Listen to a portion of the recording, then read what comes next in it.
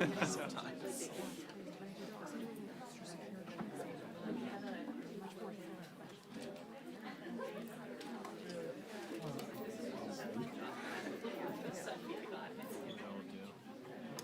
Right. Allison. Yes, you do. And we'll put it on TV. How about you?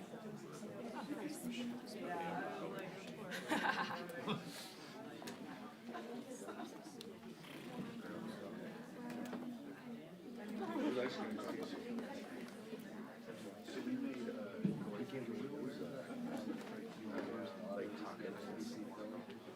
So yeah, so you do the rapid.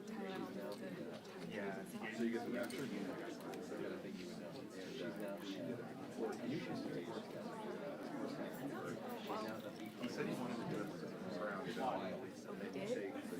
He was saying She do like the year. she does like these side things. Yeah. So she did that. Let it go. She Yeah, did because that. I Yeah, can and then flip them over. like everyone We did, yeah. Yeah. When did you talk to her about that? Before I left, 60. How old is that? They actually did last night. I actually called them down. Just let me know. There's kind of a lot going on today, so I don't know if we're going to have time to get it done. He said we were going to air it on clock today. But yeah, they did it. They did all the schmear. I do, really something. So I would call it. It's a change. It's already. And stuff. Yeah.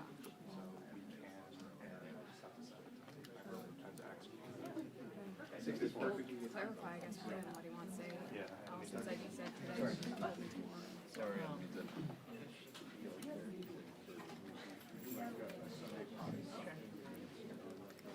She has the job that we've all been finding for her all along.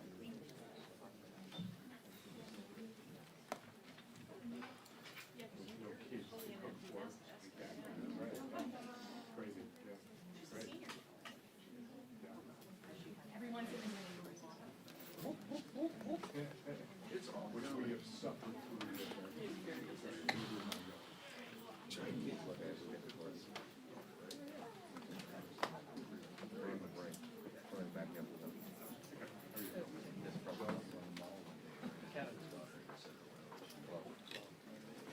You're good.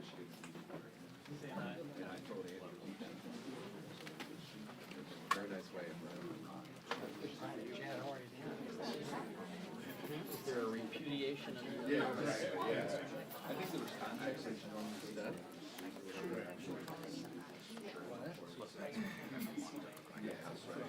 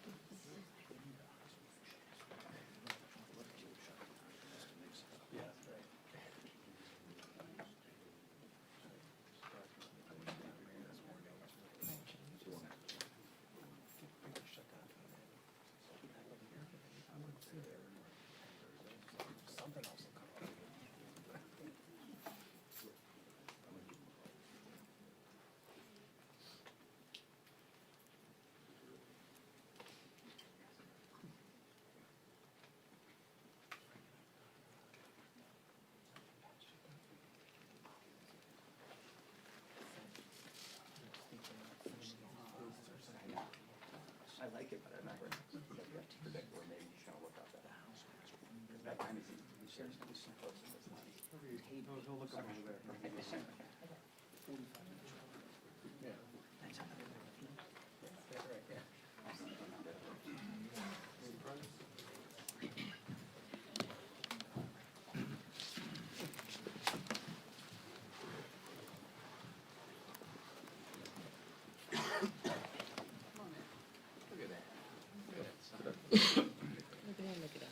Good morning, everybody. Welcome to day 22 of the Democrat shutdown.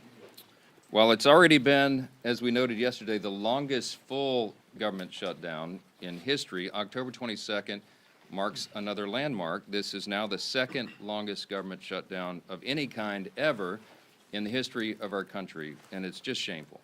Democrats keep making history, but they're doing it for all the wrong reasons.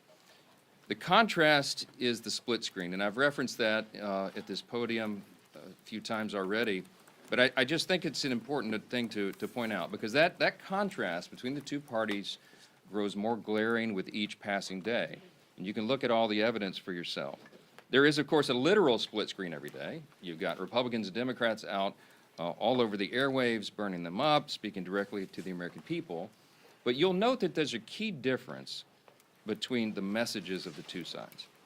The Republicans are all repeating the same simple truth, and that is why that message is resonating with the American people, and that's what the polling indicates. At the same time, on the other side, the Democrats are doing their very best to obscure and create distractions from that simple truth. So the reason that we find it important to come out here every day and repeat again the same simple truth is because they're trying so hard to cover that up. But there's also a figurative split screen. There's a literal one, but it's figurative as well. And I just wanted to spend a moment this morning and talk with you about that. On one side, you have the Republican Party, the party that controls the White House, the Senate, and the House. We call that unified government. It's the party that won the popular vote in every single swing state and made deep inroads with voters new to the Republican base. And we received that mandate gratefully, and we went immediately to work. So since the election in November, just in the last 9.5 months of this Congress, which began in January, Republicans have delivered incredible results for the American people. And we could stand up here and spend an hour going through just the bullet points and highlights of all that, but we put a few on the handy chart over here. But just think of what's been accomplished in the last 9.5 months. A couple of things listed here. We passed the historic Working Families Tax Cut, one of the most landmark pieces of legislation ever passed by the U.S. Congress for the benefit of the American people. We slashed taxes for hardworking Americans, geared for the lower and middle class earners who needed that assistance. We cut hundreds of billions of dollars in fraud, waste, and abuse from government. We solved the border crisis.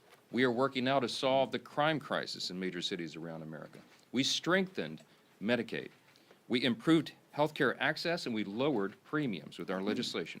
We have restored peace through strength, thanks be to God, and we are ending wars around the globe. And we've restored common sense to a government that sorely needed it. That's part of the mandate that was given to us by the American people in the fall. And most recently, we did our jobs, and we passed a clean, nonpartisan CR to keep the government open for the people. Now look on the other side of that figurative split screen, as demonstrated here. The lights are out. It's all dark. Why? Because what the Democrats have accomplished in 9.5 months is a government shutdown. A couple other things sort of related to that. You know, they have made a lot of TikTok videos. We'll give them credit for that. They've also assaulted law enforcement officers. One of them's on trial for that. They've openly embraced and rallied with communists and socialists, most recently across the country on Saturday. They voted to raise taxes on millions of hardworking Americans at the worst possible time. They have voted against reducing fraud, waste, and abuse in government, and they have now voted, collectively, Democrats in Congress have voted 12 times to keep the government closed down. But it doesn't stop there. The Democrat shutdown is a glaring example of just how far the Democratic Party has strayed from common sense. Remember the simple truth here. It was over a month ago now that we passed, the Republicans passed the clean, short-term, continuing resolution. It's nonpartisan. No gimmicks, no tricks, no riders, no partisan Republican policy priorities added to that. It's 24 pages in length, as we've discussed so many times, and it is very, very simple. Why? Because it was a very simple good faith effort on our part to preserve our ability to keep negotiating on the full year funding bills and, of course, the other big issues facing the American people. So we wanted to keep the lights on. But what did the Democrats do?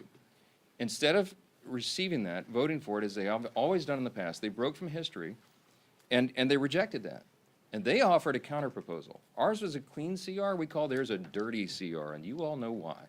Because they added $1.5 trillion in new spending that would be a mandate, including hundreds of billions of taxpayer dollars for health care for illegal aliens.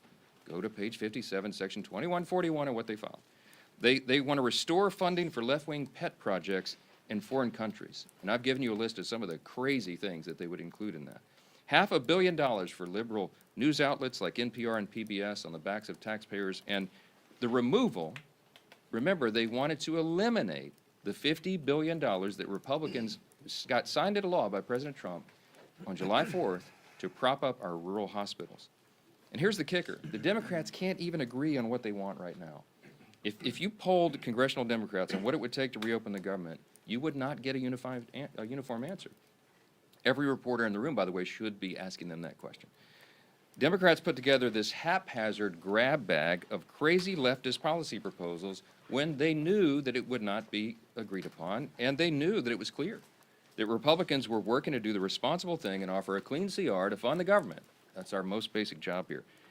In their desperation now, they're trying their very best to somehow blame Republicans for the forthcoming health care crisis that they themselves created, by way of just very quick review, for the record, because they're trying to obscure this as well. Let's remember the true origins of the boondoggle that is American health care under Obamacare. Democrats wrote that bill. They passed it into law without a single Republican vote. During the COVID pandemic, Democrats created temporary Obamacare credits, again, without a single Republican vote. Democrats then voted to extend those credits. They set the expiration date on it. And then when they held the majority in the Senate, it was Democrats who chose not to extend those credits beyond this year. Now, as we approach their own self-imposed expiration date, now they are breathlessly insisting to you, and on all the interviews, that somehow it's a Republican crisis. Give me a break. The facts are the facts. We are up here saying, sharing the simple facts and truth. And as John Adams said, facts are stubborn things. Democrats are the ones who manufactured this entire situation without a single Republican vote, and now, when the chickens are coming back home to roost, they're trying to blame the other team. It is utter nonsense, and you should call them on it. That's the job of the press, and continue to do that every single time. Clearly, this is a complicated issue, this whole healthcare subsidy thing, and there's hundreds of different views on it, as I've explained. So Republicans cannot and will not solve it in a backroom deal. Chuck Schumer has been suggesting that 4 leaders should go into a smoke-filled back room like they used to do in the old days and create this solution. It's not a possible thing to do. It was never appropriate. It's not possible to put on a continuing resolution because it's such a complex issue. Issues of this magnitude deserve deep thought and deliberation. That's how this system works here. And as soon as Chuck Schumer reopens the government, all of our members will have an opportunity to engage in the very important discussion of how to make Obamacare affordable. But we won't engage in Democrats' hostage-taking, nor will we pay a ransom. We certainly won't engage in their unserious proposals as long as Democrats continue to act like unserious lawmakers. I'm just going to say this morning, enough is enough. And with us today with the leadership team are 2 leaders in Congress. One is Chairman Bruce Westerman of the Committee on Natural Resources. And we also have with us Congressman Mike Simpson, who's our lead appropriator for the Department of the Interior, which funds and oversees our beautiful national parks. Both are here today to share an update on how this shutdown impacts all those operations, but I'll note, as I bring Chairman Westerman up first, that when President Obama shut down the national parks and the National Mall in 2013, it was a real hardship for the American people, and the Trump administration is trying to handle this differently. They've gone to great lengths as much as they can to protect Americans' access to our national parks, while Democrats continue to hold government funding hostage. They'll have more to share on that, the experts on the subject, and I'm happy to bring them up now. Thank both these gentlemen for their hard work. I'll turn it over to Chairman Westerman. Yeah, bud. Thank you, Speaker, and good morning, everyone. First off, I want to say thank you to the thousands of federal employees across the country that are still in the field, going to work every day, oftentimes without pay, to do their jobs to steward and protect our public lands, from Park Service to Forest Service Rangers to Fish and Wildlife officers and all the other management and support staff doing their jobs in uncertain times. Thank you. Leadership starts at the top, and I commend President Trump, Secretary Burgum, and Secretary Rollins for the job that they've done and for their leadership in keeping our public lands open to the public. It's not always been that way during shutdowns, as the Speaker mentioned. But this can't continue indefinitely. Despite all the extraordinary efforts being made, at some point, without funding, the public lands will not be accessible to the public. The longer this unnecessary shutdown lasts, the more negative consequences that we'll start to see. Without regular staffing, litter will pile up and park ecosystems will be affected. It's fall time. It's a wonderful time of the year. It's a wonderful time to visit our public lands with crisp weather and beautiful foliage. Fall personally is my favorite time of the year, and it's that way for many Americans who enjoy being outdoors. When Americans save up to visit a national park or a national forest, that experience should exceed their expectations. Families visiting our parks are now being met with disappointment as visitor services and experiences are reduced. As the shutdown drags on, families will cancel their vacations or day trips to our public lands. It's hunting season all across the country, different types of hunting seasons across the country. And public lands are oftentimes the only place that people who like to hunt and fish have to recreate. For everyone's sake, and who uses and appreciates our public lands and appreciates our public employees, it's time to end the shutdown. You know, as we look here in Washington, the negative effects of the shutdown and what that will have on public lands, I just want to highlight one issue, and that's the Great American Outdoors Act. This was a bipartisan bill that was signed into law by President Trump during his first term. It's something that there's a lot of bipartisan support to work on right now. But, you know, tomorrow we had planned a field hearing on the Great American Outdoors Act so that we could reauthorize this piece of legislation that's putting as much as $1.9 billion a year into maintenance backlog on our federal lands. I've had an opportunity to visit many of these parks and to see the wonderful work that's being done. It's something that Republicans, Democrats, and independents, I think, all appreciate the fact that we're taking care of our public lands. But Congress is not here working on those issues because of the shutdown. And we need to get back to work. We need to start putting the American people first and putting these federal lands and giving them the place and the position that they deserve. And we simply can't do that when the government is shut down. So enough of the shutdown. Let's get it over, get people where they're paid, where they're going out and doing their jobs that they want to do, and getting America back in the position we need to be in and getting Congress back and functioning. And with that, I'll turn it over to my friend Mike Simpson from the Appropriations Committee. Thank you, Chairman. Thank you, and thanks to the leadership for inviting Chairman Westerman and I here to talk a little bit about the impact that this shutdown is having on our public lands and our national parks. I couldn't agree more with House leadership, their position on this shutdown. House Republicans, as you are well aware, did not shut the government down. We voted to open the government and not shut it down. It's the House Democrats that and the Senate Democrats that are voting to shut the government down and keep it shut. We gave them exactly what they wanted. We gave them a clean CR, no gimmicks, no policy writers, short term. There were people who wanted this to go on until January or February. They wanted a short term. That's exactly what they got. And then surprisingly, they reversed themselves and voted against it.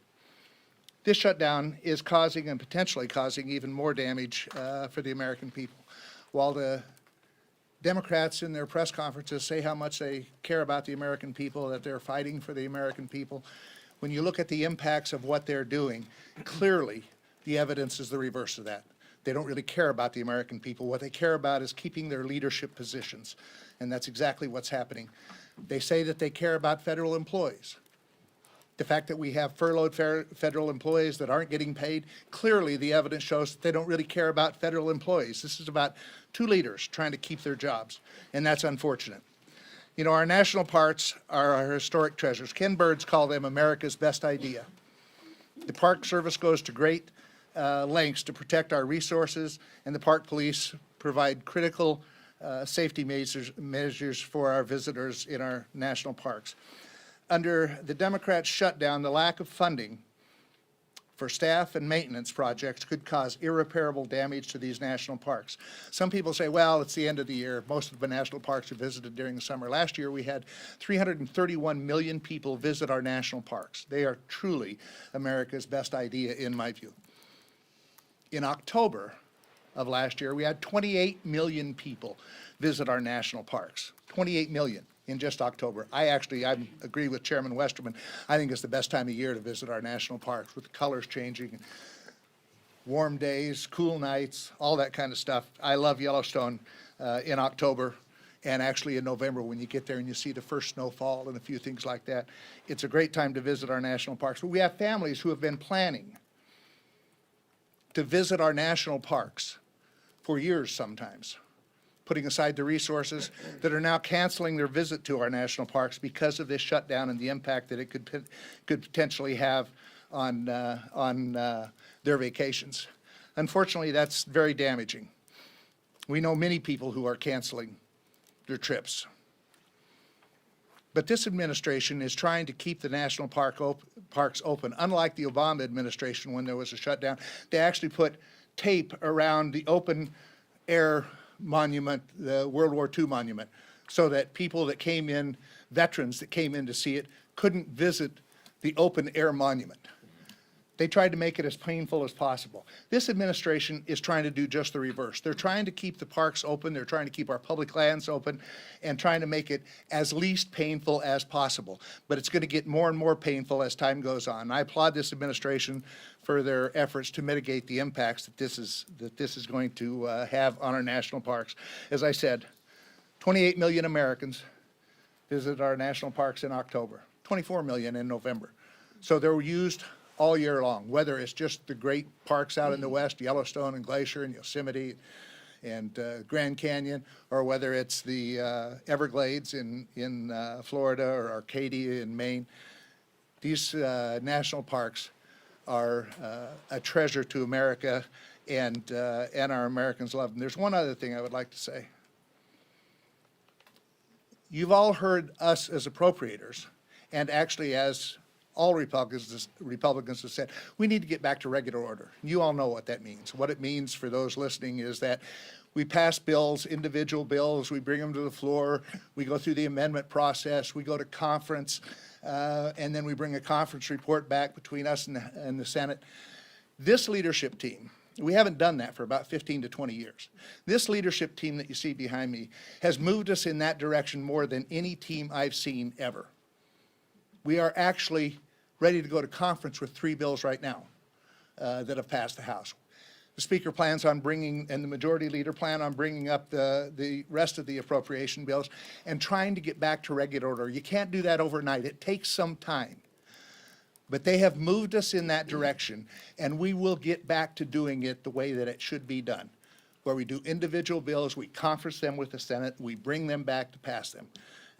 So I applaud this leadership team and the efforts that they're making, but we can't do it while the government is shut down.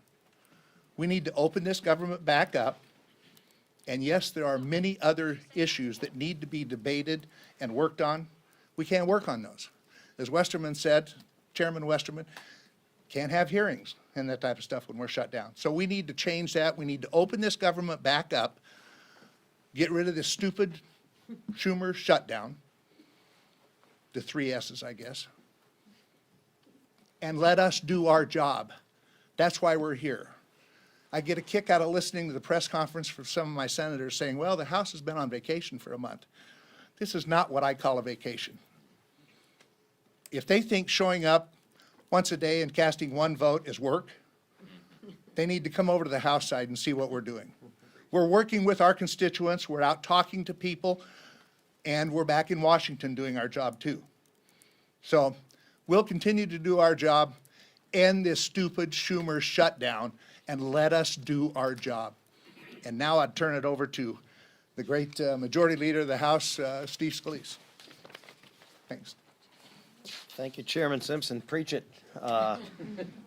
Appreciate as well Chairman Westerman and the work that these great chairmen continue to do to try to keep government functioning as best as possible in the midst of very difficult circumstances that Democrats themselves created. I do think it's important, as we're at this point, that we look back over the last 9 months and really look at the difference between the two parties in Washington. And Speaker Johnson laid a lot of this out. You can see the poster. But just think about what happens every day here.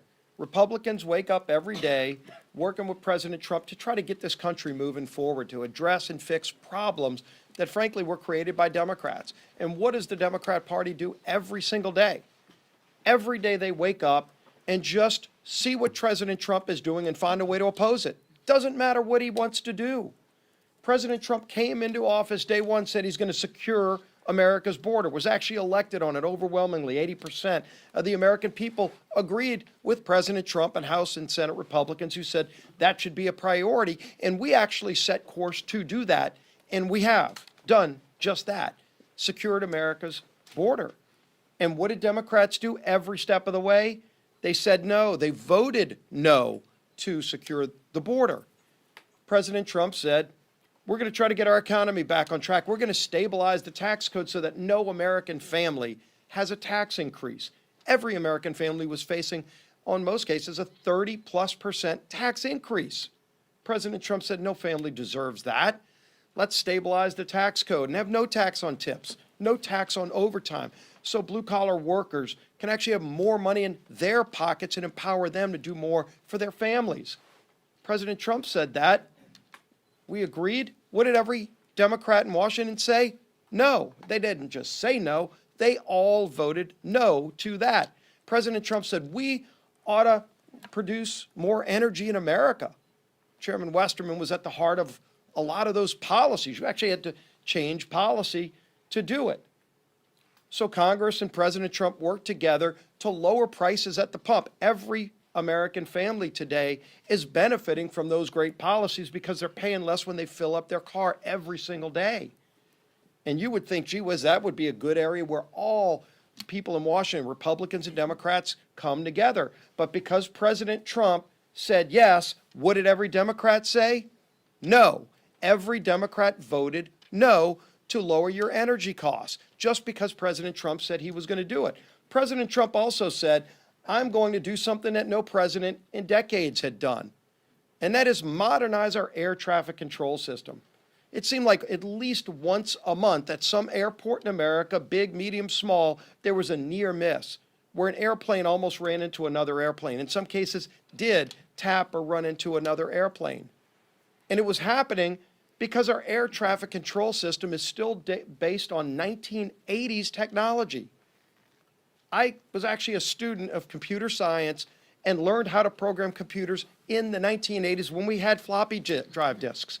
You have to Google what that is today because we don't even have them anymore, except where?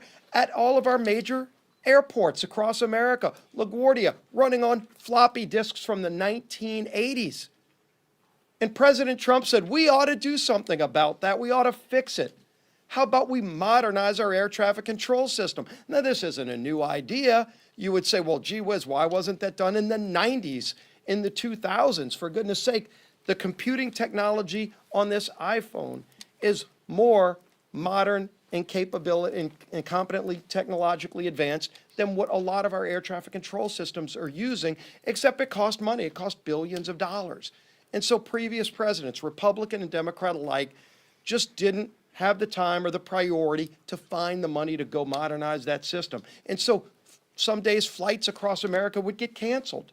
It was happening over and over again, at least once a month, anywhere in America, disrupting the lives of American families who just kind of figured, I guess that's just the way it is because government's in charge. Well, Donald Trump said, all right, we're going to change things because that's what Donald Trump does. He finds a problem and he works to fix them. And again, you would think everybody would come together and say yes, except because Donald Trump said it, every Democrat had to say no. And in fact, when we put it in the bill, every Democrat voted no against modernizing our air traffic control system, just because it was Donald Trump's idea. This is a sick and twisted and lost, rudderless ship of a political party. That's who we're dealing with. When the press asks, gee whiz, is there something else you can offer these folks in a negotiation to try to get this off a ramp and find a better way to get the government open? The speaker's told you over and over again, there's something we could negotiate with, but when the party is so rudderless and morally bankrupt that just because President Trump has an idea, the Democrat Party's visceral reaction is just to say no. Right now, he's actually renovating the White House, building a new ballroom. I mean, anybody that's ever been to a state dinner, like the White House has been renovated over and over again. There wouldn't be an Oval Office if there weren't renovations by previous presidents. The West Wing was a renovation by previous presidents to make it better for all future presidents. And that's what Donald Trump is doing. He won't enjoy most of the time of that, but future presidents will, because in the future, when you have a state dinner, when we bring world leaders in, which we do all the time, and you host a president of a foreign country, a prime minister. I've been to some of those. Some of you have covered them. Where do you go? You walk outside of the White House in the rain sometimes to go to a tent, to host a world leader. That's what we do today. And President Trump said that's a disgrace. How about we do better? And not only did he say we were going to build a great ballroom that we can host these events, he funded it privately. He put up some of his own money, and you would think, well, gee whiz, at least they can agree to that. It's not even taxpayer money. It's going to be a permanent renovation that'll enhance the White House for all future presidents. What does every Democrat say? They say no to that. They say no to everything he does because they just are angry about the results of the election from last year. They're upset with the American people because the American people said we want somebody who's going to wake up every day and say, how can I solve Middle East peace? I'm not going to take no for an answer. I'm not going to take the old failed ways of doing it for an answer. I'm going to figure out a way to go do it, and he does. How do I work to help improve the lives of Americans? He goes and finds a way to say yes, and because he says yes, Democrats find a way to say no. It's a disgrace. It's a disgrace, but now it's having real impacts on American families. With this shutdown, it's not just their everyday feud with Donald Trump. It's become now a problem where American families are paying the price. Let's talk about what just came out a couple of days ago. The USDA sent a letter to all of the states saying, quote, if the current lapse in appropriations continues, there will be insufficient funds to pay full November SNAP benefits for approximately 42 million individuals across the nation. 42 million people across America are going to suffer from those SNAP benefits that they count on. Right before Thanksgiving, because Chuck Schumer and Democrats are so angry with President Trump that they just want to find a way to say no. And when they say no, now they're saying no to 42 million families who will go without food so that Democrats can show their far left radical base that they're fighting President Trump. As if they've got to show off to some radicals who come march on the mall and hold up effigies to murder the president, 8647, you saw the signs. Over 800,000 people in my home state of Louisiana get food benefits through the SNAP program. Yesterday we talked about Senator Ossoff, who one Senate aide said on the record to The Hill in that article, said that he's more afraid of if he votes to open the government, he will lose the clicks he's getting from foreign states and the small donor donations that add to about $3 million. That's what he's afraid of. Well, let's look at Senator Ossoff's state of Georgia. 1.4 million people are going to face losing SNAP benefits just in his home state. Now, does he want each of them to send about $2 each to him to make up for the $3 million he's getting from California, in Illinois, in New York, in Minnesota? Is that what it's going to take? Because he's causing pain on people in his home state by voting no.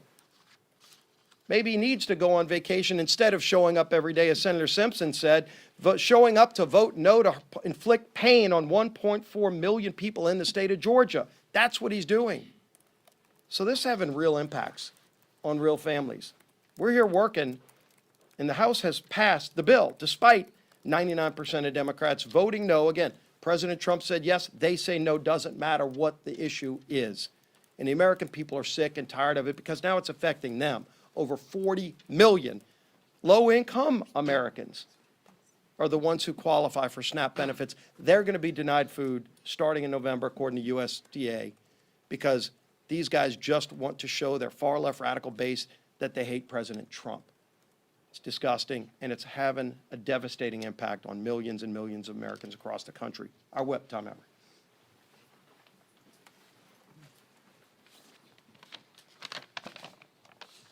Well, Democrats have voted 12 times to shut the government down. 12 times. And now they're refusing to support legislation that would help alleviate some of the pain they've inflicted on the American people as a result. Earlier this week, the minority leader in the House said he opposes legislation that would pay our troops and essential federal workers during the Democrat shutdown. This includes Border Patrol agents, air traffic controllers, TSA agents, and more. All of whom, by the way, as these speakers have pointed out, are showing up to work without receiving a paycheck while the Democrats play their shutdown games. Some would say the soon-to-be former House Democrat leader went so far as to call this legislation, quote, a political ploy. Well, I'll tell you what a political ploy is. Holding the American people hostage just so you can avoid getting the guillotine from your far left base. That's a political ploy. The good news is this madness can end immediately if 5 Senate Democrats would grow a spine, stand up to the radicals in their party, and pass our clean CR and reopen the government. It contains no partisan policy riders, no gimmicks. In fact, it's the same spending levels that Democrats supported just 6 months ago and that you've heard repeatedly they passed 13 times under the Biden administration. We have made this plain and simple. We have made the process as plain and simple as possible. To our Senate Democrat colleagues, it's not too late to do the right and reasonable thing. Pass our CR and reopen the government for the people that you are actually elected to serve. Let's get it done today. With that, Lisa McClain. Thank you, and good morning, everybody. And I think the leader said it best. I think you're right. President Trump could have the cure for cancer, and the Democrats would vote no because it came from President Trump. We have to start looking at the policies, and I think right here explains everything. I mean, Democrats have been playing political theater for 3 weeks with Republicans continuing to work and deliver some results. And here are, again, some examples, some facts. Right? Just a few days ago, Congressman Ryan McKenzie visited a Head Start program that relies on federal funding and delivered food to TSA agents. Congressman Mark Alford visited multiple rural hospitals and healthcare centers. And Congressman Jeff Crank met with credit unions to ask for flexibility with federal employees who are actually missing paychecks. Real families are paying the price for the Democrats' shutdown. And what are the Democrats leveraging the shutdown to get? Ask yourself, what is their leverage? More wasteful spending? While Republicans are working at home, Democrats are fighting for weird programs, like halfway across the world, right? Think about it. Just think about it for a minute. They're sacrificing Head Start right down your street to produce Iraq Sesame Street. So they'd rather spend money on Iraqi Sesame Street than fund your Head Start programs. But President Trump is, the bad guy for putting America first. Scratch your head on that one. They're risking the safety of American skies for LGBTQI programs in the Balkans, right? Putting the Balkans over the safety of our skies. They're jeopardizing millions of paychecks to Americans to support woke programs in Honduras, Zimbabwe, Mexico, Venezuela, and Lebanon. Okay. I don't know about you, but I think that is absolutely shameful.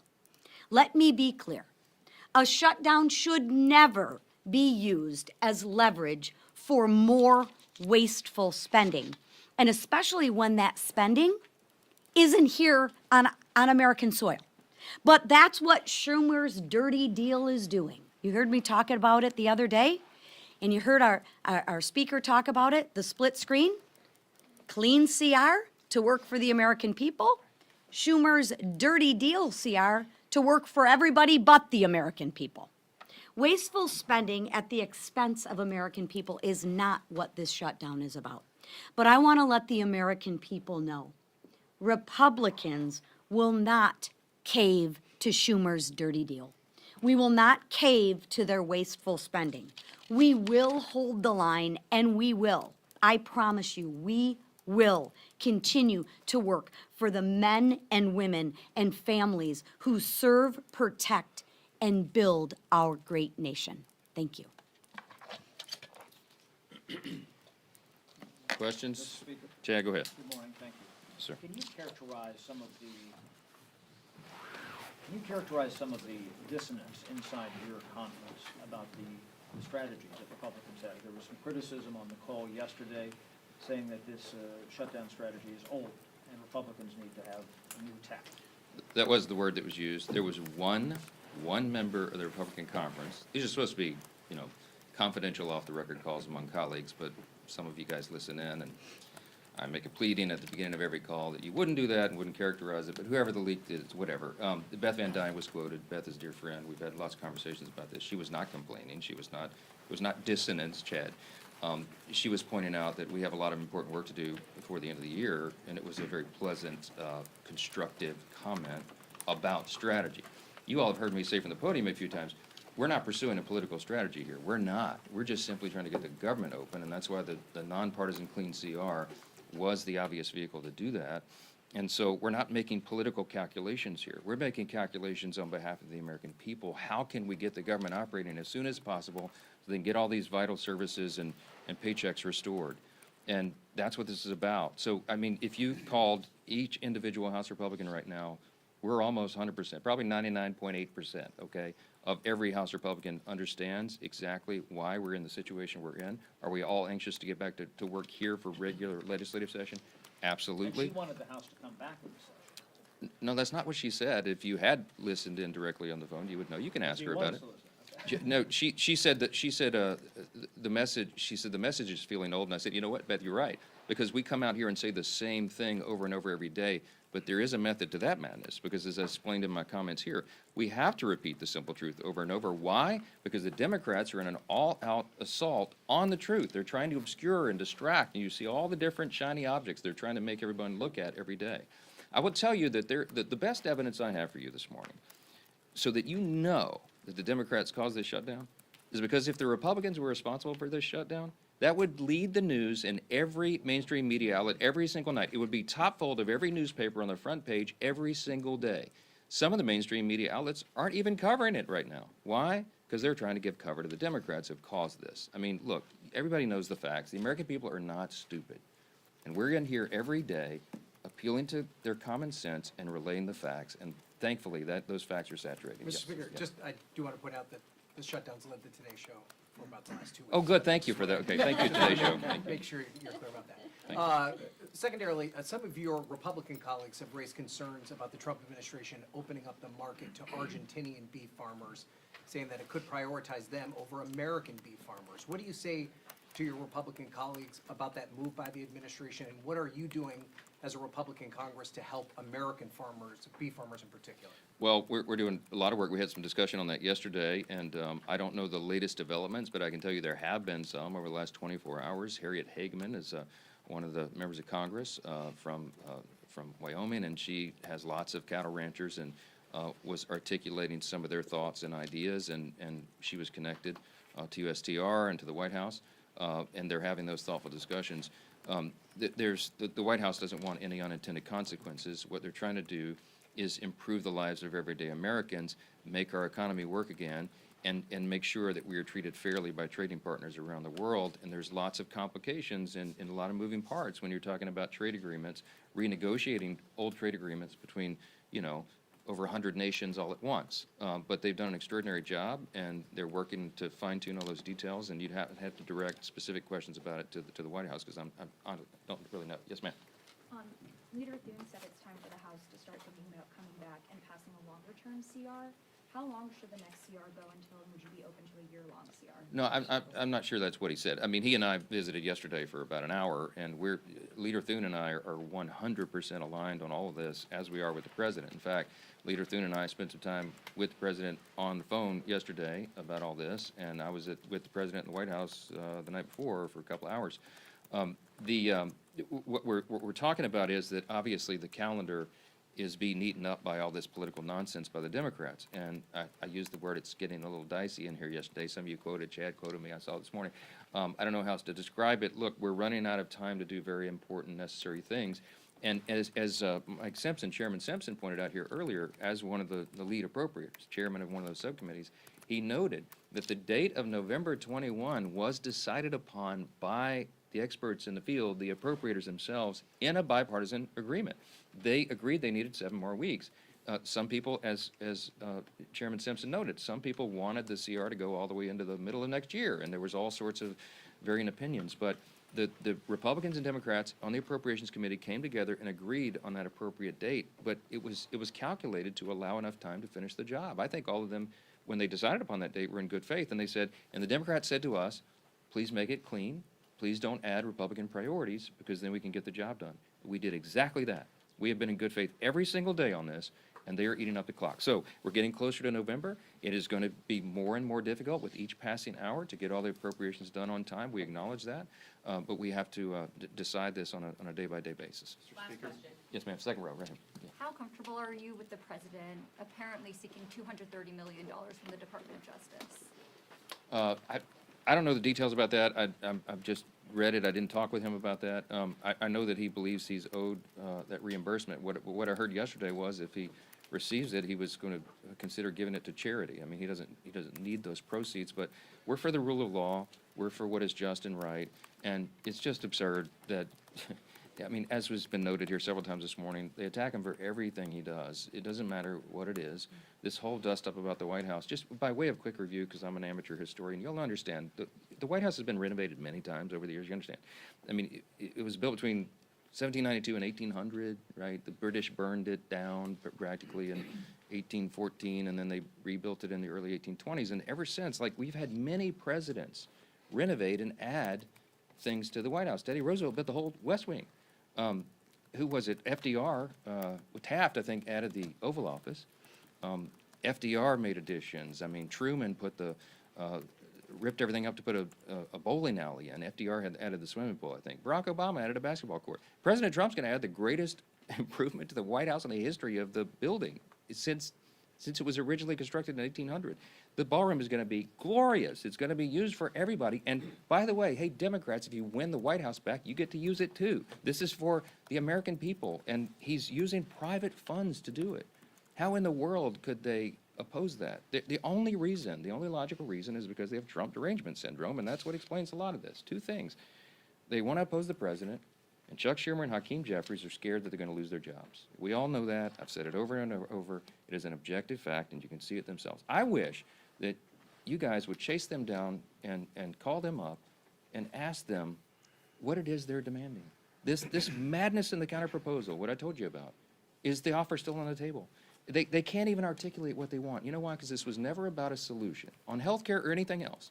This was about a spectacle. It was about a political distraction, and it was so that they could show a fight to the Marxist left in the Democratic Party. Look at the split screen. I'll leave you with that. Thanks so much. Fact check, Brian Nobles. I was watching The this fact that I morning. have had to get up at 5:30 every morning. My kid who loves the Today Show always has you on. So he knows, right? You can back me up. I love the Today Show too, to be clear. Do you know which way you might go, Sam? Yeah, if you go out that door Catch 'em. and then Go out now. the front, then you can catch them.